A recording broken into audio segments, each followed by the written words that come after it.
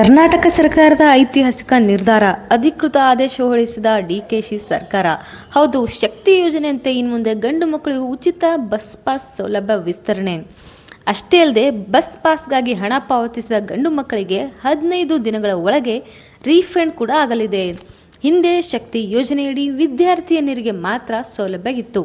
ಆದರೆ ಇದೀಗ ಲಿಂಗ ತಾರತಮ್ಯ ಬಿಟ್ಟು ಗಂಡು ವಿದ್ಯಾರ್ಥಿಗಳಿಗೂ ಅವಕಾಶ ಸಿಗಲಿದೆ. ಬನ್ನಿ, ಯಾರಿಗೆಲ್ಲ ಅವಕಾಶ ಸಿಗಲಿದೆ ಅಂತ ನೋಡೋಣ. ವಿಡಿಯೋನ ಕೊನೆ ತನಕ ನೋಡಿ ಮತ್ತು ನಿಮ್ಮ ಅನಿಸಿಕೆಯನ್ನು ಕಮೆಂಟ್ ಮೂಲಕ ಹಂಚಿಕೊಳ್ಳಿ. ರಾಜ್ಯದ ವಿದ್ಯಾರ್ಥಿಯ ಶೈಕ್ಷಣಿಕ ಪ್ರಗತಿಗೆ ಪೂರಕವಾಗಿ ಕರ್ನಾಟಕ ಸರ್ಕಾರ ಮತ್ತೊಂದು ಐತಿಹಾಸಿಕ ಹೆಜ್ಜೆಯನ್ನು ಇಟ್ಟಿದೆ. ಬಡತನ ಮತ್ತು ಆರ್ಥಿಕತೆ ಅನ್ನೋದು ಮಕ್ಕಳ ಶಿಕ್ಷಣಕ್ಕೆ ಅಡ್ಡಿಯಾಗಬಾರ್ದು ಎಂಬ ಉದ್ದೇಶದಿಂದ ತಕ್ಷಣವೇ ಜಾರಿಗೆ ಬರುವಂತೆ ಶಾಲಾ ಕಾಲೇಜು ವಿದ್ಯಾರ್ಥಿಗಳಿಗೆ ಉಚಿತ ಬಸ್ ಪಾಸ್ ವಿತರಿಸಲು ಅಧಿಕೃತ ಆದೇಶವನ್ನು ಸರ್ಕಾರ ಹೊರಡಿಸಿದೆ. ಇದೊಂದು ಸರ್ಕಾರದಿಂದ 300 ಕೋಟಿಗೂ ಅಧಿಕ ವೆಚ್ಚದ ಬೃಹತ್ ಯೋಜನೆ ಆಗಿದೆ. ಹಿಂದೆ ವಿದ್ಯಾರ್ಥಿ ಬಸ್ ಪಾಸ್ಗಳಲ್ಲಿ 50% ಸರ್ಕಾರ, 25% ಸಾರಿಗೆ ನಿಗಮ, 25% ವಿದ್ಯಾರ್ಥಿಗಳು ದುಡ್ಡನ್ನು ಕಟ್ಟಬೇಕಾಗಿತ್ತು. ಆದರೆ ಈಗ ಸಂಪೂರ್ಣ ವಿದ್ಯಾರ್ಥಿಗಳ ಬಸ್ ಪಾಸ್ಗೆ ತಗಲುವ ಸಂಪೂರ್ಣ ವೆಚ್ಚವನ್ನು ರಾಜ್ಯ ಸರ್ಕಾರವೇ ಭರಿಸಲಿದೆ.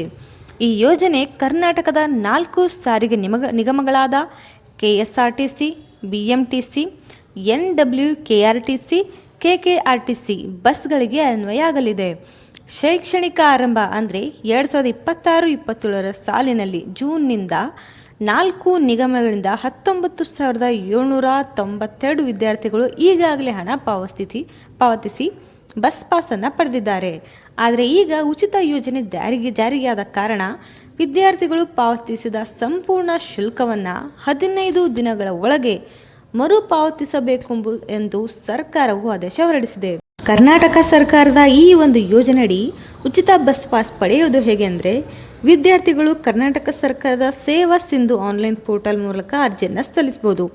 ಅಥವಾ ಆನ್ಲೈನ್ ಬಿಟ್ಟು ಆಫ್ಲೈನ್ ಅಂತ ನೋಡಿದ್ರೆ ಕರ್ನಾಟಕ 1, ಬೆಂಗಳೂರು 1 ಕೇಂದ್ರಗಳಿಗೆ ಭೇಟಿಯನ್ನು ನೀಡಿ ನೀವು ಅರ್ಜಿಯನ್ನು ಸಲ್ಲಿಸಬಹುದು.